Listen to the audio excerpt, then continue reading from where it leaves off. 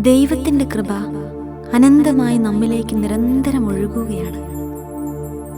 എന്നാൽ അതിൻ്റെ ഒഴുക്ക് തടസ്സപ്പെടുത്തുന്ന ബ്ലോക്കുകൾ നമ്മൾ ഉള്ളതുകൊണ്ടാണ് കൃപ നമ്മിൽ ഫലം ചൂടാതെ പോകുന്നത്, അല്ലെങ്കിൽ നിറയാത്തത്. ദൈവകൃപ, ആത്മാഭിഷേകം നമുക്ക് വേണ്ടേ? വേണം. തീവ്രമായി ആഗ്രഹിക്കാം.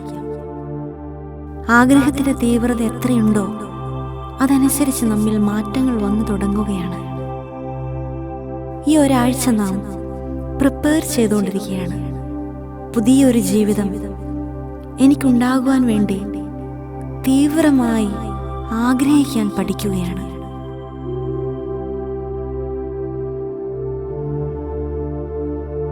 ഇന്ന് വീണ്ടും നമുക്ക് റിപ്പീറ്റ് ചെയ്യാം.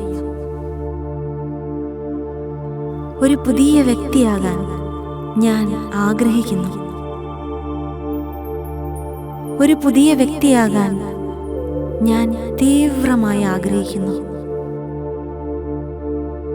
എൻ്റെ ആഗ്രഹം പോലെ പുതിയ വ്യക്തിയാകാൻ എൻ്റെ ദൈവം എന്നെ സഹായിക്കുന്നു.